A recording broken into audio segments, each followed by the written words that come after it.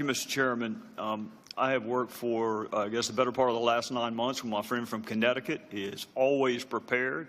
He is thorough. He is every bit as effective as a questioner in private as he is in public. But I would tell my friend from Connecticut, there were Republicans who told President Trump that he was wrong when he accused President Obama of wiretapping Trump Tower. There were Republicans who said it contemporaneous with the claim.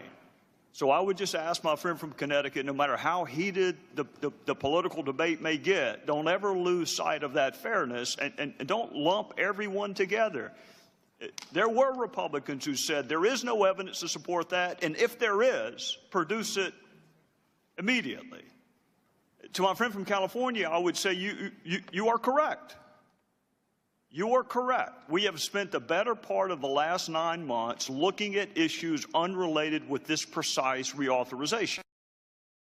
But my friend from California is also experienced and bright enough to know that if the problems can manifest themselves in one surveillance program, they can certainly manifest themselves in another, because it's the same techniques, it's the same principles, it's the same players. So why would we wait until similar problems manifest themselves? Why not fix it before it happens? The issues, the word illegal was used in connection with unmasking. There's no illegal unmaskings. They may violate policy, they may be improper. It's not against the law to do it. But we've both been in the room, all three of us have been in the room, when principals with almost precisely the same job description had wildly disparate unmasking numbers. That doesn't mean a crime was committed. It doesn't even mean the motive was nefarious. What it does mean is there are different policies and paradigms being applied to the request to unmask. And what was most troubling to me, and I know it was to my two friends on the other side of the aisle, is in some instances the principal himself or herself was not even aware that the unmasking request had been made.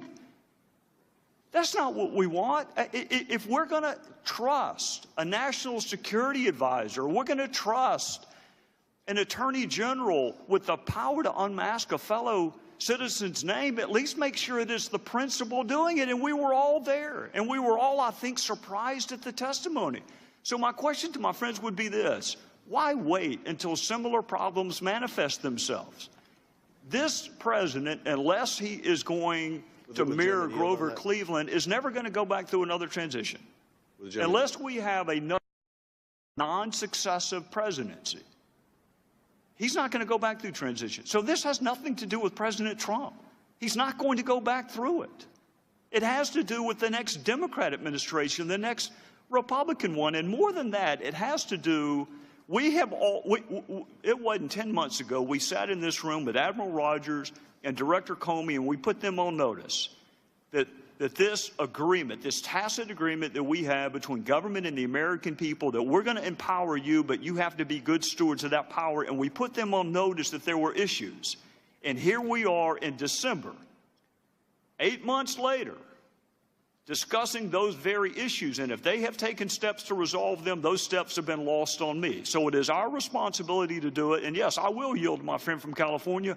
But what I would ask him is, why would we wait until similar issues manifest themselves in this surveillance program? And I would ask my colleague, why did you wait?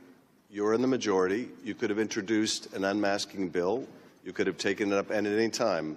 Why wait until this program is about to sunset and try to jam it in the bill if you think this is such a good and important idea? And I'll tell you the answer: because this is a political messaging tool that, if it were in a standalone bill, would not get bipartisan support, but by putting it in a must-pass program. This is the first reauthorization that I have participated in since I've been on HPSI. As my friend from California knows, this is my first time on HPSI. So you're welcome to query my colleagues as to why they haven't done it in the past, but this is my first opportunity to do it. So I'm not a Johnny-come-lately to it. I was talking about it to Comey and Rogers, having been on this committee for a month. So you can query my colleagues, but you and I both know this is the first time